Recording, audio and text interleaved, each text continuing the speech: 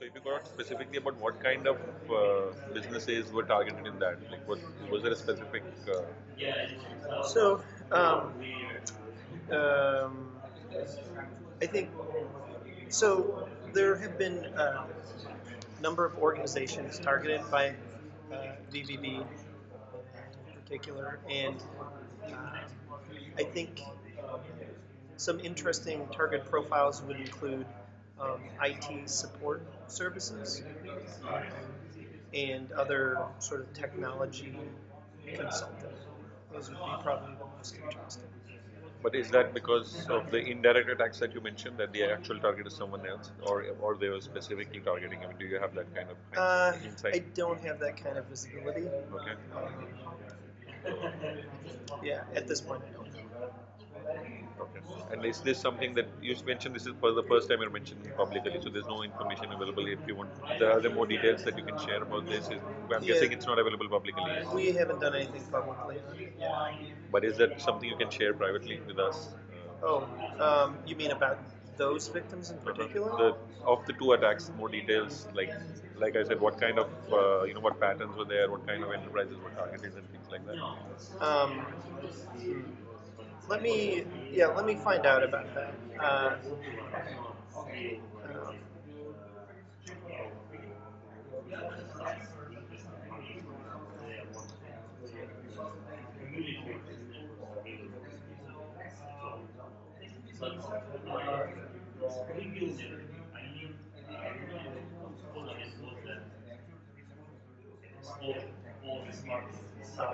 I will have to get back to you with that one.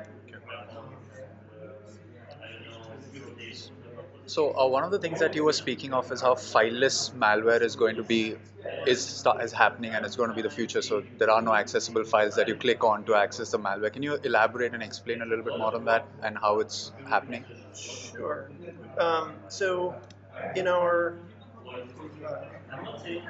in some of our predictions, we've been talking about yeah, fileless malware and yeah, basically malware that doesn't touch the disk. Uh, that's the sort of malware we've seen in very like the most sophisticated stuff. So Dooku 2.0, for example, and there's another group that has some memory resident stuff that that's highly advanced. Um, so I guess with that type of malware having been demonstrated as an effective method to maintain presence in an organization, um, we expect to see more of that. And there has been activity we've seen from groups like WinNTI, WinNT, um, where they are um, using more legitimate tools. So they're setting up RDP and using existing credentials and avoiding delivering their backdoors in some cases. So it's not the whole team is doing it. It's not every incident they've been doing this, but we see more and more of that. So because we're starting to see more and more of that from different groups, and because the memory resident stuff has been effectively used, yeah, we expect to see more of that in the coming year. All right. Shifting topics a little bit, you spoke about Apple and Android Pay also being affected, and with a lot of people saving a lot of their personal data on these devices, and our fingerprints also. Even though the companies say they're stored locally, there are still ifs and buts about the fingerprint data being stored locally or not. Can you elaborate on how that affects security of individuals, their data, and kind of precautionary measures that were taken or are being taken? Yeah. So in relation to targeted attacks, we've been seeing the delivery of more mobile malware and a newer sort of feature set within that mobile malware having to do with geofencing, which which is monitoring the location of a victim's system, um, and active video and audio. Although we've seen that sort of capture functionality in other mobile malware. prior. It's just becoming more common. Um, and I mean, currently, I guess the surprising thing was the length of time that it was maintained um, on legitimate mobile application stores. Um, so as far as the security side of things go, um, I guess I would expect to see sort of a tighter monitoring for that type of functionality, and that those apps would be removed much more quickly than they had been with some of these groups. Anything that a user, your advice or tips, anything that a user can do at his level to ensure better security, be it even something from the App Store or just precautionary measures that a user can take? Yeah, so the end user, of course, is going to have a fairly hard time if they are relying on legitimacy of applications being hosted in either Google Play or Apple's store, um, because not everybody can sit down and analyze these and reverse these applications. So, um, of course, relying on an additional measure would be relying on security software on your mobile phone uh, to help speed up the process of identifying those apps and what they're doing on your phone. I suppose users could be more careful about paying attention to the permissions they're giving. So if they have an application they're downloading and supposed to be a news application or uh, or a game of some sort, paying attention to whether or not it's trying to record you on video is highly unusual. Yeah. So not allowing it to install when it's asking you for geofencing capabilities or live video and audio capture capabilities.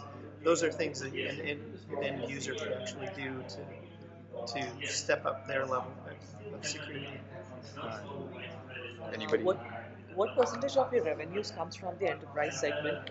And from the research point of view, what are the new things that you're doing in this area?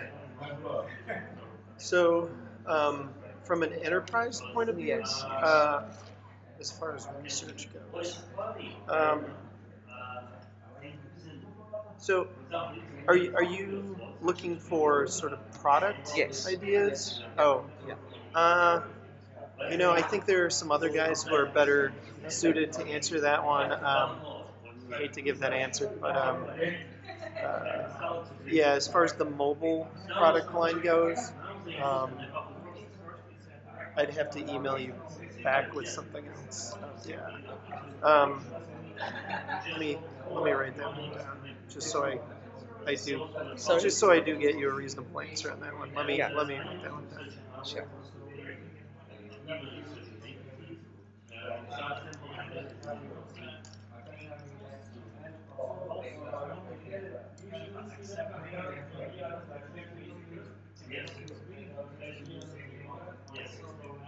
So, And will you be able to give a ballpark figure of what percentage of the revenues comes from the enterprise segment for the company? oh, I'm sorry. No I'm problem. on the It's okay. targeted attack and research Yeah. side, so I don't really know, to be honest. So, questions about how much enterprise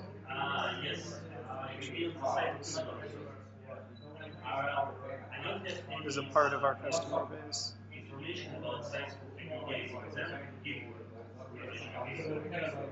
I would have to find out from our marketing guys.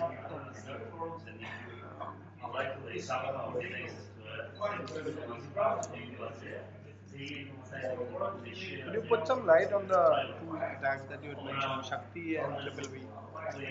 What kind of attacks were these? Whatever, like, you can recollect. How was it happening? So Shakti, we said Shakti is an operation. They the backdoors have been delivered with spearfish. So the attackers will send out an email. That email will contain, Some malware. yeah, and in some cases, um, there are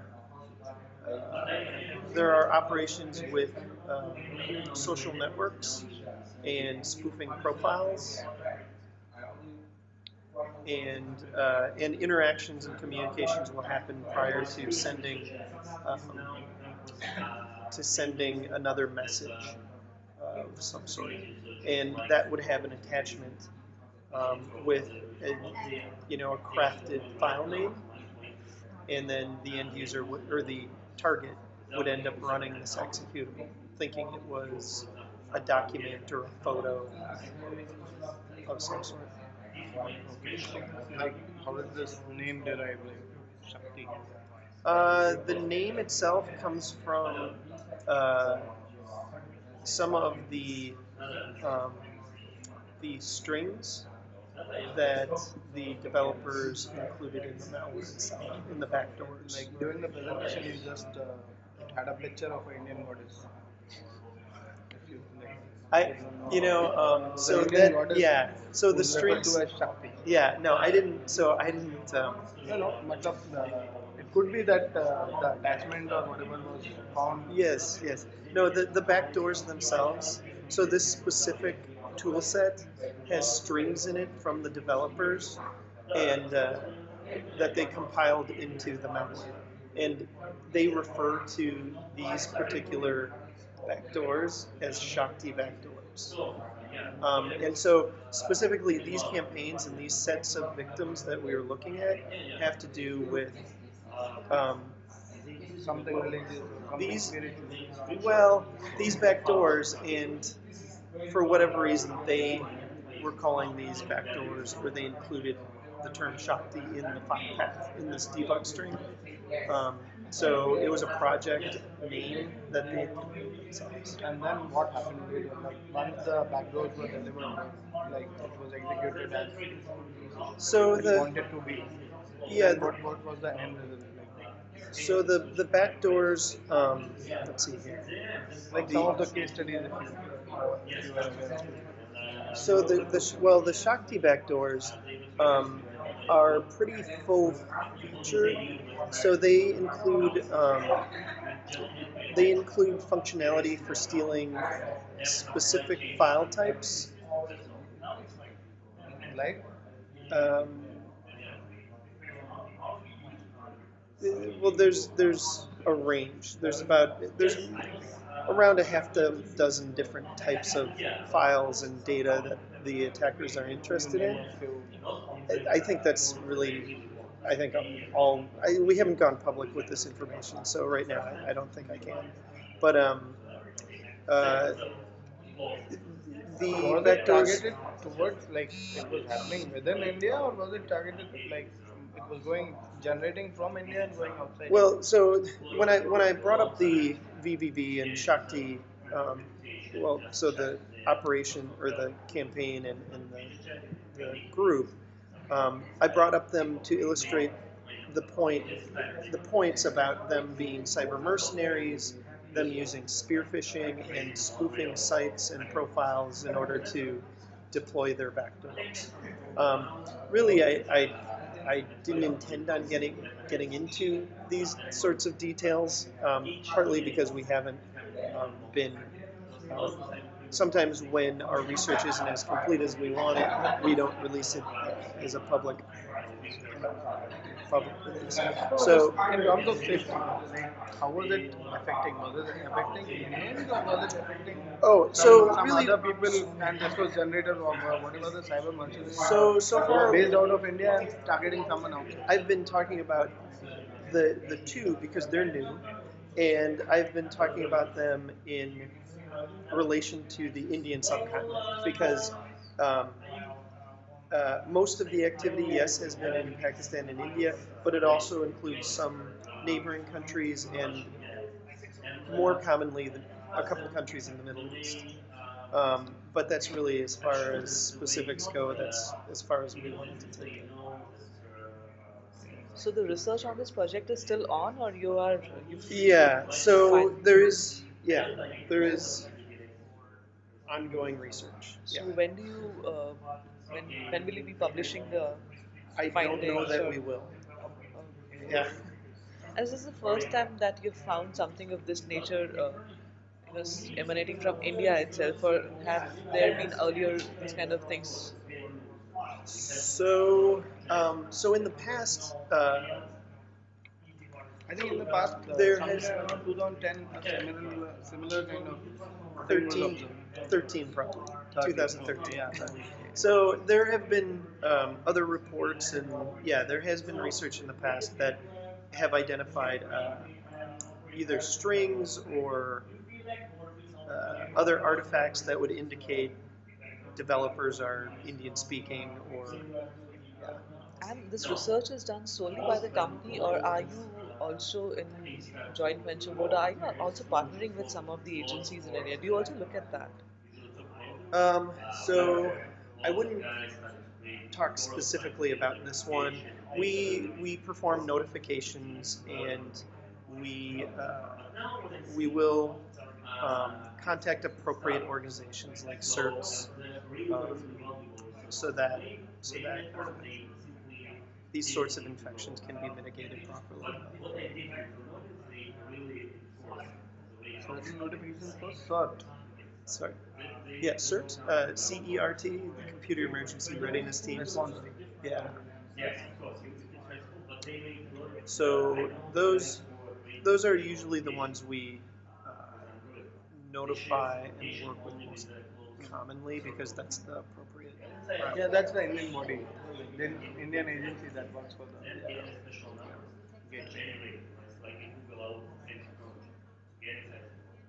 So anything other than like the general perspective, like has it been in any change of pattern in the Indian cyberspace that has been observed, other than these two? So in the, you know, I guess when I'm looking at APT groups, a previous APT group that we worked on was Net Traveler, and Net Traveler, I think was 2013 when we released that report, and they Net Traveler, and they had hit a number of Indian targets successfully, and um, they were Where was using. it found generating? I believe we said that the artifacts within the malware indicated the developers and operators were most likely Chinese speaking. Um, and yeah, they were on Indian networks. Um, since then, if I was to look at and compare, the sorts of attacks that are effectively hitting Indian networks, um, it it surprises me that you know very basic techniques are being used,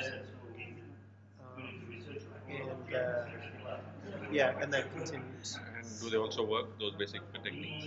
Yes, people fall for it. What was observed in like Net Traveler? What was the estimated amount of loss, or what was the loss that the victims who suffered these attacks actually suffered? Like Indians don't bother. Like something has been found, I'll just restart my computer and that's it. I'll call the computer So guy. we came up. Unless and until money There is was a gone, nothing huge else. number that we came up with. It was in the terabytes of data, but it wasn't specifically just India. It was 62. I forget how many countries it was. It was a huge number of organizations and countries. On Net Traveler. From Net Traveler, yeah. And I don't think we ever came out with a specific number for India. So I What don't would be approximate number? Like something that you could remember, something you could recollect. honestly. What would people have been like? Did they only lose on data? Did they lose some financial data? It wasn't financial data the Net Traveler actors were after. In some cases, it was embassies they were going after. In other cases, it was research and development related to aerospace, satellites, nanotechnology, high tech projects. They were very interested in. The amount of data, again, I don't have a general estimate.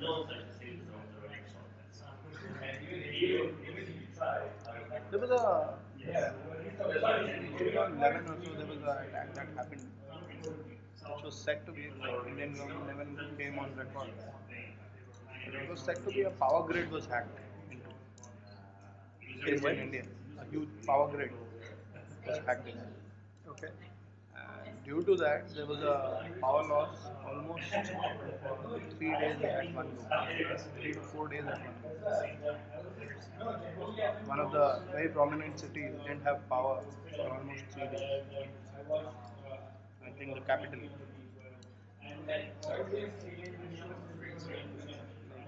Do you remember anything of that? This is not an incident that I researched. Sorry.